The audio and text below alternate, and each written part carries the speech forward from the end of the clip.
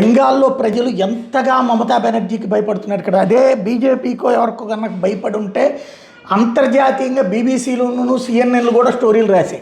అదేంటో బీజేపీని వ్యతిరేకించే వాళ్ళు కనుక హింసాత్మక చర్యలకు పాల్పడితే వాళ్ళని వీరులుగా చూపించేటటువంటి ఒక నీచత్వం భారతదేశంలో ఉంది. కాబట్టి దానికి సజీవ సాక్ష్యం యాక్సిస్ మై ఇండియా నిన్ననే చెప్పింది.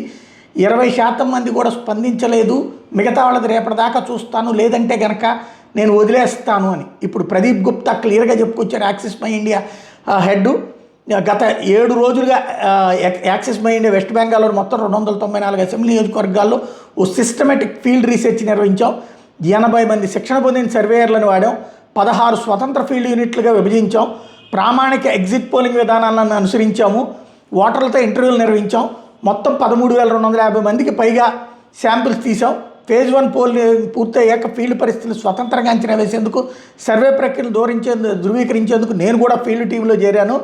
అయితే అసాధారణ సవాళ్ళు వస్తున్నాయి. వెస్ట్ బెంగాల్లో ఫీల్డ్ వర్క్ సమయంలో ముఖ్యమైన సవాళ్ళు ఎదురుతూ సుమారు 70% ఓటర్లు సర్వేలో పాల్గొనడానికి నిరాకరిస్తున్నారు. సాధారణ కొంతమేర నిరాకరణ మోడల్స్లో మేము కూడా పరిగణ తీసుకుంటాం. కానీ ఈ స్థాయిలో ప్రజలు సమాధానం చెప్పము అంటున్నారంటే పరిస్థితి ఏంటో అర్థం చేసుకోవచ్చు. గత డేటాతో పోలిస్తే చాలా ఎక్కువగా ఉండి కూడా నాన్ రెస్పాన్స్ బయాస్ని పెంచుతూ ఉంది. ఇలాంటి అధిక నిరాకరణ రేటు మూలంగా ఓట్ల శాతం అంచనాల విశ్వసనీయత తగ్గుతుంది. పోటీ తీవ్రంగా ఉన్న ఎన్నికల నేపథ్యంలో సెలెక్టివ్ డిస్క్లోజర్, సైలెంట్ ఓటర్ ప్రవర్తన వల్ల డేటాలో వక్రీకరణ ప్రమాదం పెరుగుతుంది. అంచనాలు స్థిరత్వం ఉండదు. కాబట్టి నేను ఎగ్జిట్ పోల్స్ రిలీజ్ చేయట్లేదు. మా టీంలు 8,324 కిలోమీటర్లకు పైగా ప్రయాణించినాయి. ఈ ఫీల్డ్ వర్క్ పూర్తి చేసినాయి.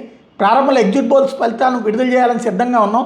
అయితే డేటా నాణ్యత, స్పందన పంపిణీ, గణాంక విశ్వసనీయత సమగ్రంగా పరిశీలించిన తర్వాత వెస్ట్ బెంగాల్కి సంబంధించిన ఎగ్జిట్ పోల్స్ అంచనాలు విడుదల చేయకూడదని నిర్ణయం తీసుకున్నాము.